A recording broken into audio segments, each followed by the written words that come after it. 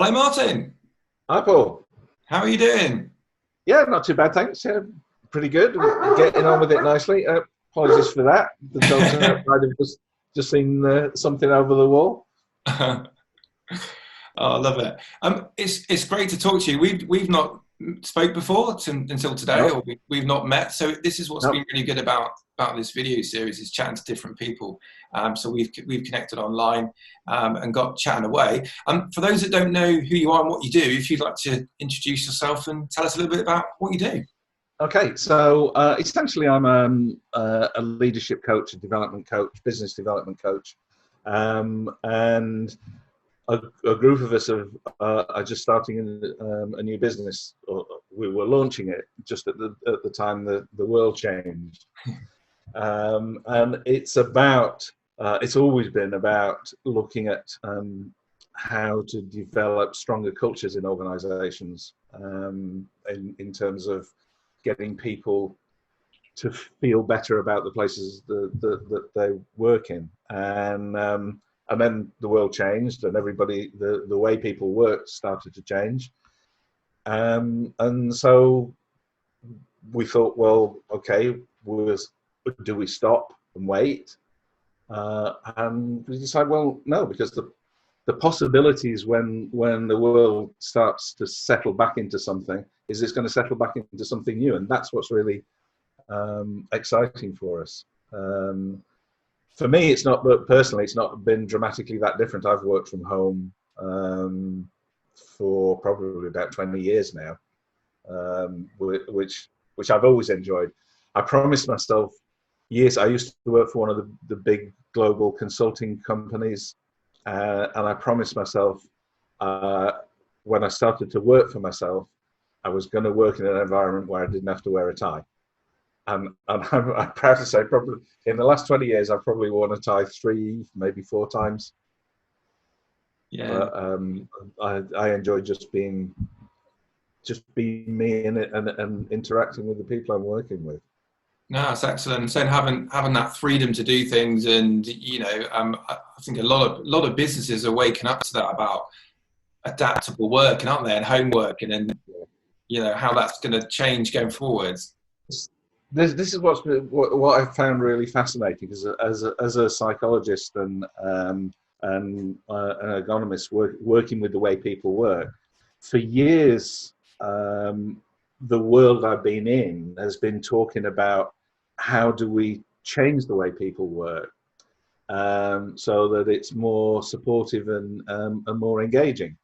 And obviously, I've talked and worked with lots of HR people.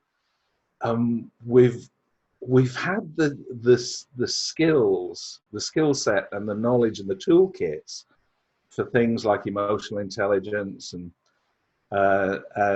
psychological safety, and working from home is a great one for or has been for resolving mental health issues and dealing with burnout. We've got all that skill set and all that technology, but what's puzzled me for years is we've never had the mindset to make that shift. And that's what I'm fascinated about now, because the world has suddenly said, bang, stop. You can't carry on the old way anymore. So now all of a sudden, people are thinking, oh, well, now I do need a different mindset. What's work going to be like? So this is when we've got this great opportunity to bring in all the things we know about and actually get people to trust themselves and go with it.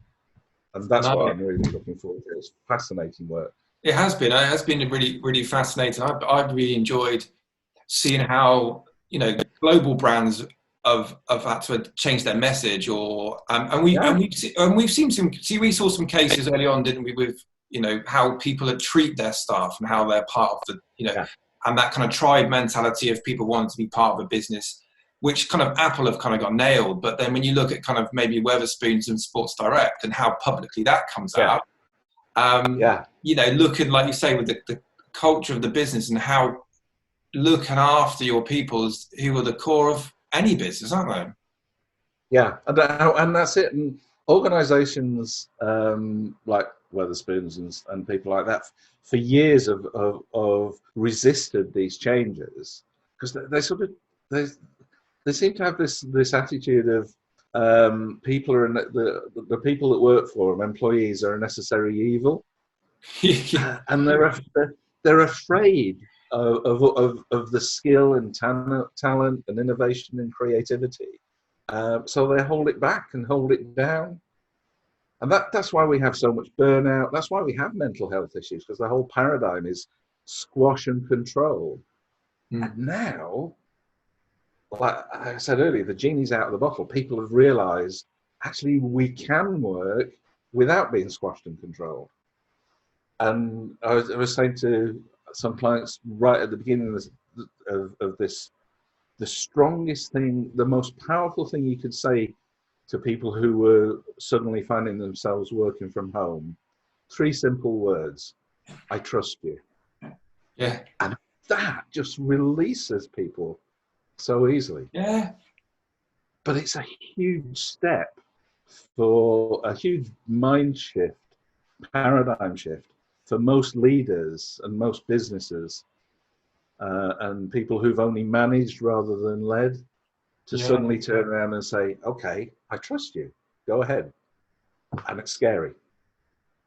It is scary. And I guess like with the trust thing is it's like, but then, if people are performing and they're happier and they're more productive, you're going to get more out of them. And I mean, you're going to know if they're not doing the job they're there to do, then there's a conversation obviously to be had around that. But with people that have maybe got the school run to do, or like you said, mental health, like if you're, if you get your head down and do some work, and then you can go, right, now I'm going to go out for a run, then I'm going to come back and carry on.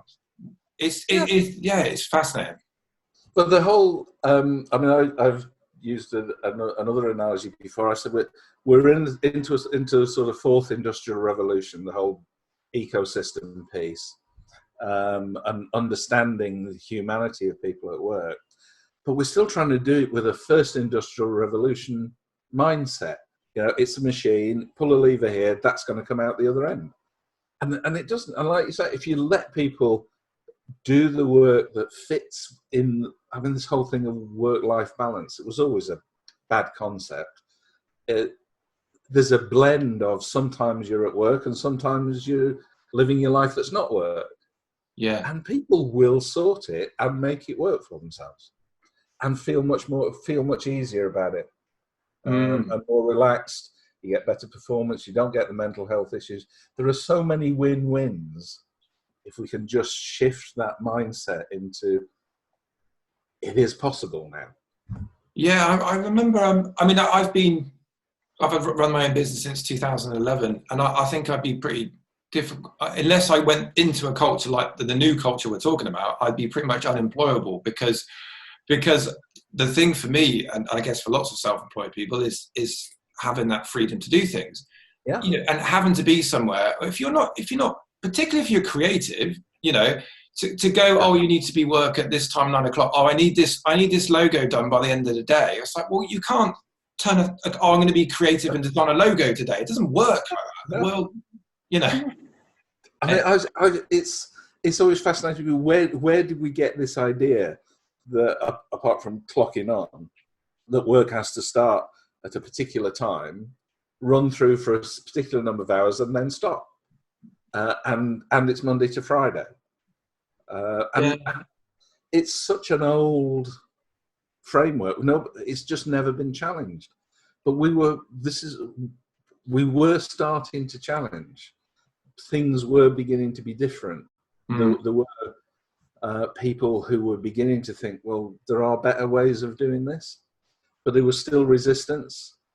And now, I think it's like dealing with an overloaded computer. We've had to turn the power off. We've had to turn it off. Now we're going to turn it back on again, and it's all going to start up. And the opportunities for it to start up differently are fantastic. No, and I think hopefully, most of us get that and will make changes. Yeah. But I mean, the ones that don't adapt and go back to the old, we've always done. There will be those businesses that just go, well, that's how we've always done it, and they will struggle and they will really suffer if they don't evolve their business. I think that's definitely totally. That's exactly it, and that's what our aim with Sky Space is to work with those people who know that they want to do things differently, but they're not quite sure how to put it all together.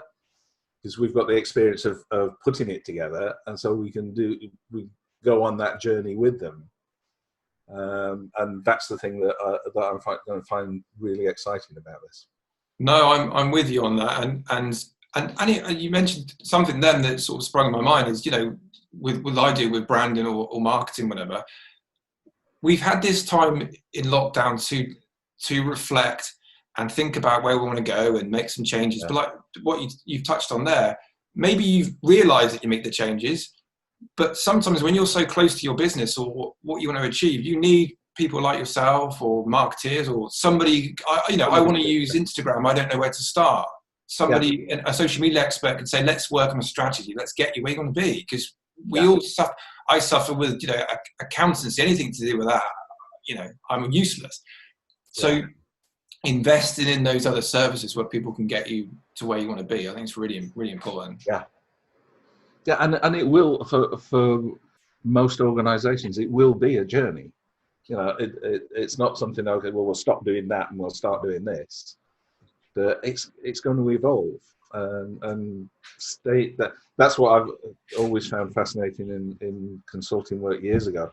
Staying with people as they go through the changes, and being there when they have all those aha moments and things move forward. It's fantastic stuff. I've really enjoyed working with lots of businesses, lots of startups, lots of businesses that want to change their offer or, want to, and it's being part of their team, although on the out, kind of on the edge, which is great. And, any business is about wanting to build long-term relationships with people, isn't it? Whether you're selling products or whether it's a service, and people realizing that it's not necessarily a cost, it's an investment that's going to get you where you need to be, And I think a lot of people do think, oh, that's an expense I could cut, and then take the long, hard route to get where they want to be. By still trying to do what they think they knew they were doing, which patently obviously wasn't working, otherwise they wouldn't be in the position that they're in. So if carrying on, what was it? Was it one of Einstein's, carrying on doing what you've always done and expecting a different outcome is the first sign of madness? So if you want a different outcome, do something different. No, I think there's a lot to be said for that, for people. They just want to make changes, but maybe struggle. And what's been great about, positive. There's obviously with lockdown, it's been tough for lots of people, and let's not forget that. But there have been these opportunities, and what's been good is the amount of people that have connected in the obviously local communities, towns, and villages, but also the business community, and people wanted to. I mean, I don't know about you, but I've bookmarked so many things that I've not had time to read because they're so useful and interesting. People are sharing advice and wanting to help each other. And to get on. I remember saying to some people right at the beginning of this, all those things you said you were going to do when you had time to do them. Well, getting that opportunity to actually get on and do things has also been a great opportunity to think, well, actually, did I really want to do that in the first place anyway? So to reevaluate what's important and refocus on the things that really do deliver. And I think, as I say, particularly if you've got a bigger business with lots more employees, obviously there's a lot of risk. If we hadn't have had this happen to us, no kind of CEO of any company in his right mind is going to go, let's just see how it goes and get our 1,000 different staff to just all work from home. But when you're forced into a corner and you've got to adapt to survive, it's looking at everyone can take positives from this in some way. Hopefully everybody. And obviously some industries are going to take a long time to bounce back, particularly hospitality and tourism and stuff. That is going to be hard work. But again, it's been amazing how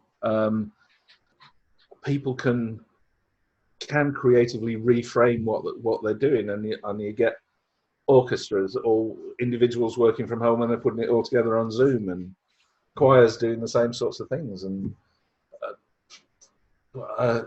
plays and stuff being read differently in different places. It's been quite inspiring from how creative some people can be with some of these things. Yeah, and you mentioned earlier on about sort of mental health and things, and often being online too long can have a real negative effect, because particularly social media, people often there's a lot of moaning, or people that trolls and people saying bad things, and having to aspire to be somebody because someone's told you to be, to be stick thin, or celebrity culture, etc. But what's been really good, well, I found it's been really refreshing that all the content on the whole has been, obviously other than the news, on the whole, obviously on the whole, what communities have done and what people have shared has been really positive, and I think that for me has really spurred me on to try new things. Yeah, because I think it has. Or you mentioned relationships before. I mean, that's key to the sort of work that we do. But I think it has made people reevaluate just how important relationships are. I mean, we are a relationship animal. That's how we work. That's how we thrive. But a lot of social media stuff was beginning to create separation rather than connection, paradoxically. Yeah. And now we've learned how to use it for connection, which is another gift in all of this. No, it's been nice to see these positive things come out, and also more people using technology and embracing things. I mean, I've always, I'll make silly videos. I'm okay if I'm not being me, but sometimes if I'm me, you get kind of overcritical of things. How do I look okay? Am I coming across right? Yeah. But actually, what I've really enjoyed is the more genuineness, authenticity of just being yourself, and actually going back to the relationship thing is, not everybody's going to like you. Not everybody's you're going to be right for the right person. But if you can just be authentic, be your true self, then the people that understand, who you are and what you're about, you're going to find those people, Yeah, and that was a great summary. That's exactly what we want to bring into the workspace. Because if you can be authentic, if people have started to learn to be authentically who they are by being at home, and it is okay for the cat to wander across the keyboard and for babies to start throwing up and dogs bark. I mean, it's life. It happens. Yeah.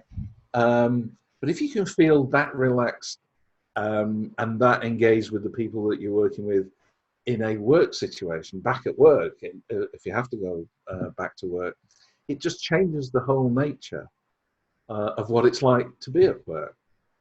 And that is possible. It can be done. It's just got to get into that. We've got to get the leadership levels of organisation back into a place where they believe, and I said before, they trust that people are people, and people will do what it is they're engaged and excited about doing. Yeah, it's that simple, and it's that difficult. Yeah. Oh, it's been great chatting to you, and we'll have to chat some more about this subject and meet up once we can, because it's been nice chatting to you. I'm loving your paintings. They're compared to mine. I need something on the wall, I think, Martin. Look at this, awful.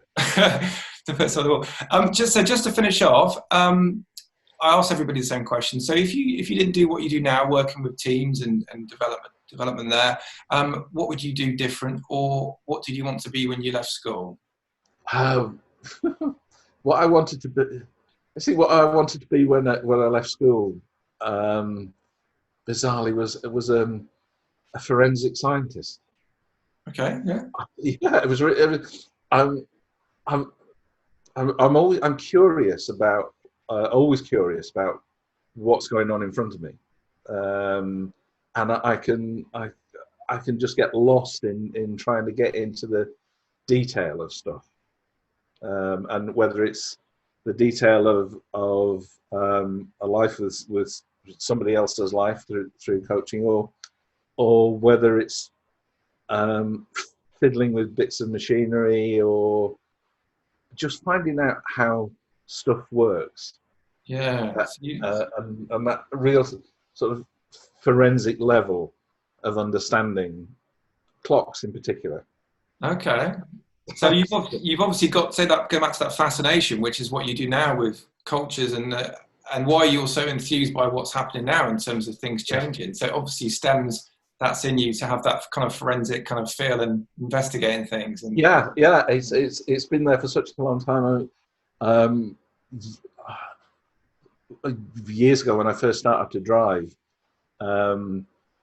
my and my now ex-wife built our first car together, and it took us forever because she was a mathematician, and I just had this forensic interest in, and it was almost down to, we had the whole thing laid out, nut and bolt at a time, before we put it all back together and built it.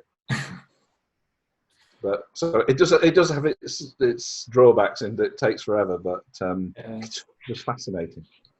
Great. Well, it's been wonderful chatting to you today, and we'll say it'd be nice to chat some more. I'll share some links to your website, and if people want to continue the conversation with yourself and chat about their company culture, we can do that as well. So enjoy the weekend. I think it's Friday, isn't it? So yeah. So I'll let you have some. Make sure you get some time out of the office and play with the dogs. And see they've all wandered off now. Who knows where they've gone? I've heard them all back together again. Brilliant. Well, keep safe, look after yourself, and look forward to catching up with you soon, Martin. Yeah, thanks. All right. Paul. Take care then. Bye now. Bye.